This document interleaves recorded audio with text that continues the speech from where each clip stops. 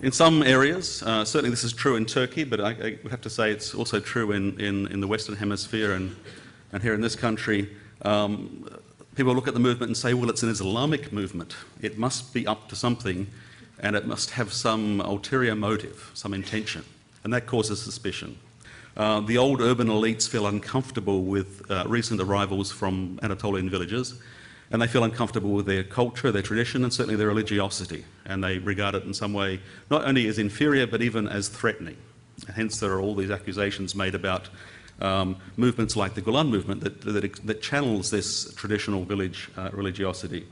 And it's certainly not an Islamist movement. It's unique. It's unquestionably, in my opinion, a progressive movement. It looks to the future with optimism and hope, even though it draws at the same time on the traditions of the past. But we still struggle for terms and for language to explain how it works.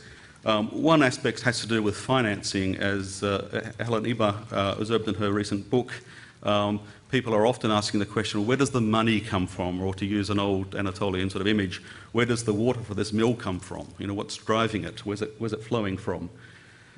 We look at the schools, and the schools are the most obvious aspect of the movement, and the schools are, well, they appear to be philanthropic, but they also charge fees. Some of them have quite high fees, and some of them are quite fancy. We look at the educational activities, and this is the key contribution of the movement, and struggle to try and know how to define them.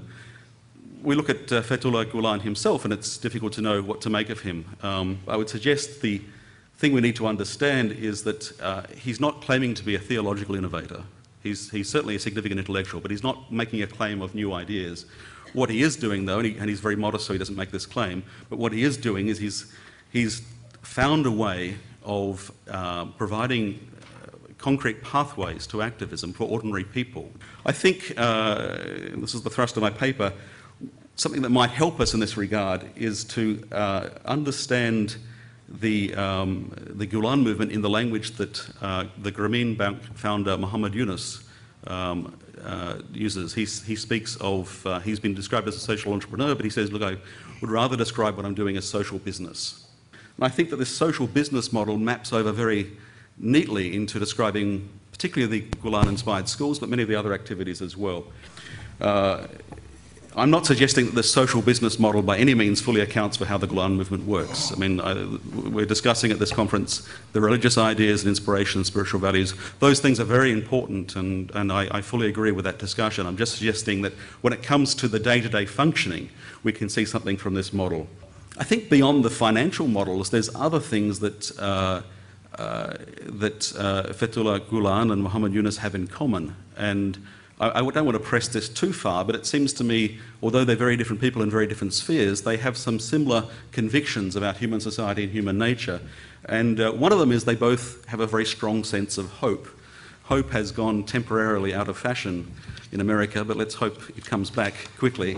I mentioned that the particular genius of Fethullah Gulen is providing this immediate pathway to engage a plumbing supply owner in rural Turkey with building of schools in Africa. I think that a part of the way that's worked out is this model, which I suggest could be described in terms of social business. Muhammad Yunus and Fethullah Gulen have very different languages. I mean, they come from different spheres. Yunus is a professional economist, a professor of economics turned accidental banker. Fethullah Gulen is a preacher and theologian who's come into the business of inspiring social movements. So obviously Yunus speaks in the language of economics and business. It's very secular. Fethullah Gulen is much more inclined to speak in the language of spirituality. But despite that very significant difference, there's some surprising parallels. Yunus is working closely with very poor rural people, and Fethullah Gulen is mostly reaching out to people who are urban-based and educated, and reaching out in a way that involves spiritual terms and language. I don't think that Muhammad Yunus and Gulen have ever met, and I suspect they don't know much about each other. I don't doubt that Fethullah Gulen is well aware of the Grameen Bank story, but it's unlikely they've ever exchanged any contact.